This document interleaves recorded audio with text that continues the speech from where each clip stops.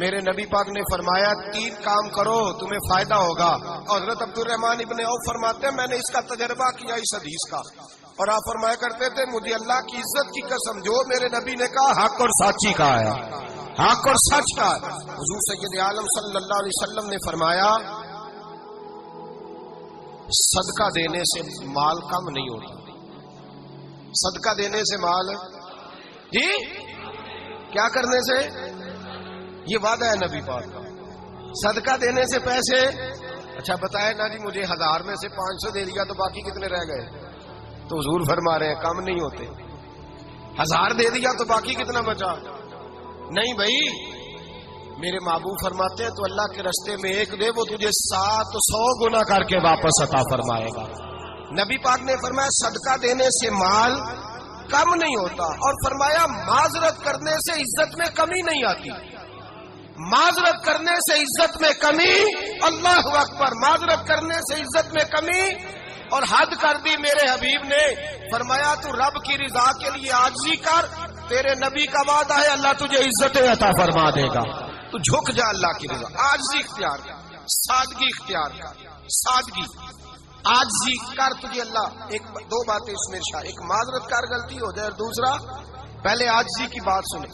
حضرت عمر بن عبدالعزیز بادشاہ تھے, سوئے ہوئے تھے, غلام بھی پاس آرام کر رہا تھا, مہمان بھی آئے تھے. غلام کی ڈیوٹی تھی ہر وقت حضرت کے پاس رہنا. اب سوئے ہوئے, دیر ہو گئی, غلام بیچارہ تھوڑا تھوڑا اونگ آتے آتے سو گیا. حضرت چراغ روشن تھا, کچھ لکھ رہے تھے, مہمان بیٹھا تھا, خادم سو گیا. اب چراغ نہ آہستہ آہستہ گل ہو گیا, بجھ گیا. حضرت اٹھے, بوڑھے آدمی تھے, چراغ صحیح کرنے. مہمان کہنے لگے حضور میں نہ کر دوں, میں نہ کر دوں.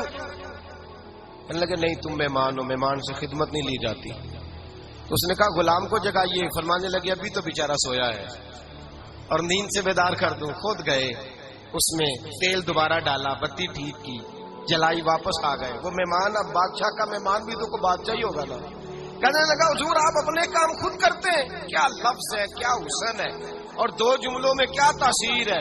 آپ فرمانے لگے ہاں میں اپنے کام خود کرتا ہوں. جب میں گیا تھا تب بھی عمر بن عبدالعزیز ہی تھا, اور جب چراغ صحیح کر کے واپس آیا ہوں تو پھر بھی عمر بن عبدالعزیز ہی ہوں. میرے اندر کوئی تبدیلی آئی, میں وہی ہوں جو گیا تھا.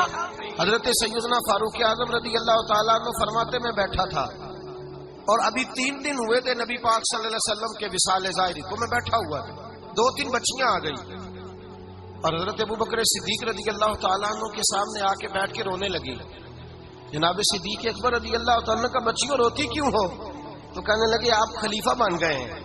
جب سے ہمارے ابا کا انتقال ہوا تھا ہمارا ذریعہ معاش یہ تھا کہ ہم نے بکریاں رکھی ہوئی تھی. آپ روز آتے تھے, بکریوں کا دودھ دھوتے تھے, ہم پی لیتی تھی, بیچ کے گزارا بھی کر لیتی. اب آپ تو خلیفہ بن گئے, کون آیا کرے گا؟ تو حضرت ابوبکر صدیق فرمانے لگے تمہیں پتہ ہے جو خلیفہ ہوتا ہے وہ تو خادم ہوتا ہے قوم کا, میں آیا کروں گا. حضرت ابوبکر صدیق روزانہ اٹھتے عصر کے بعد اور جاتے, خلیفہ ہونے کے باوجود ان بچیوں کی بکریوں کو پکڑتے, دودھ دھوتے, ان کے گھر میں دے کے آتے. حضرت فاروق اعظم جب بھی دیکھتے تو کہتے ابوبکر تو پیچھے آنے والوں کے لیے راستہ بڑا مشکل کر رہا ہے, بڑا مشکل کر رہا ہے. جگر راہ وفا میں نقش ایسے چھوڑ آیا ہوں, میں جس منزل سے گزرا ہوں وہ اب تک یاد کرتی ہے. حضرت سلمان فارسی رضی اللہ تعالیٰ عنہ صوبے کے گورنر تھے, سادہ سا لباس پہن کر, سادہ سا, بس اسٹاپ پہ کھڑے تھے جہاں سے لوگ اندر داخل ہوتے تھے, جہاں سواریاں باندھی جاتی تھی. آج ہم اپنے زبان میں اسے بس اسٹاپ کہتے. باہر کھڑے تھے, کوئی مہمان آ گیا کسی کا, اس نے دیکھا سادے سے کپڑے ہیں, خستہ سی حالی ہے, اس نے سمجھا کوئی کلی ہے شاید, معاذن وہ ملازم ہے. کہنے لگا خادم ادھر آؤ, ادھر آؤ. آپ قریب گئے, کہنے لگے میرا سامان اٹھاؤ. امام غزالی فرماتے ہیں جب تو علم پڑھنے بیٹھتا ہے تو یہ بھی خیال کرنا تیرے اندر تکبر کا بوٹا نہ لگ جائے, عاجزی اختیار کرنا. عاجزی, سر پہ رکھا ہوا ہے سامان. حضرت سلمان فارسی نے, گورنر صاحب نے, اس آدمی کا, مہمان کا سر پہ سامان رکھا اور جا رہے. سنو اور غور کرو, جب جا رہے تھے جو آدمی بھی ملتا گورنر صاحب ہمیں دے دے.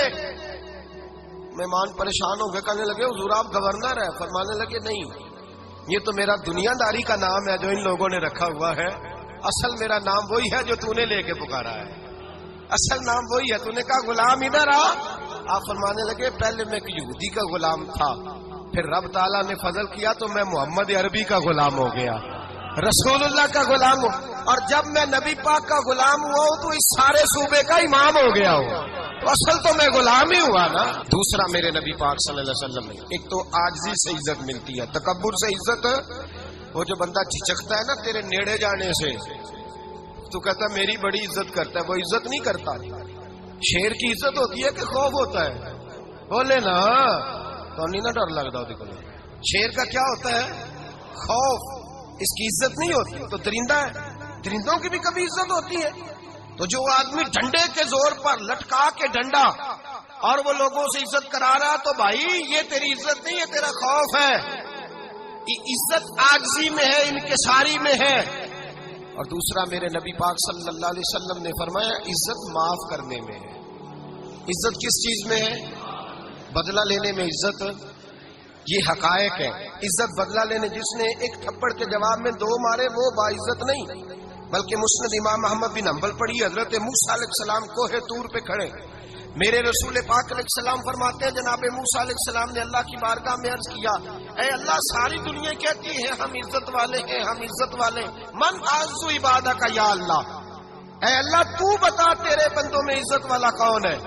تو حضرت موسیٰ کہتے ہیں رب کریم نے فرمایا اذا قادر غفارا، جس کے پاس بدلہ لینے کی طاقت ہو پھر بھی معاف کر دے وہ بڑی عزت والا ہوا کرتا ہے۔ جو اینٹ کے جواب میں پتھر مار سکتا ہو، جو گولی کے جواب کے اندر 15 گولیاں مار سکتا ہو، لیکن معاف کر دے وہ بڑی عزت والا ہے۔ عزت والا ہے جو معاف کرے۔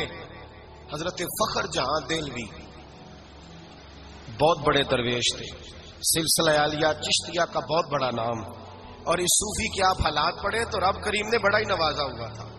دلی کی جامع مسجد کے خطیب، اور ان کی کرامت یہ تھی کہ جو آدمی آ کے سامنے کھڑا ہوتا تھا نا اسے بتانا نہیں پڑتا تھا کہ میرے دل میں کیا ہے، بتانا نہیں پڑتا تھا۔ سامنے آ کے کھڑا ہوتا تھا تو حضرت ہاتھ اٹھاتے تھے، کہتے تھے اللہ یہ بے اولاد ہے اسے اولاد عطا کر دے۔ دوسرا آ کے کھڑا ہوا، خوشی نہیں ہو رہی آپ کو؟ دوسرا آدمی کھڑا ہوا، دوسرا آدمی، اس نے آ کے کہا دعا کے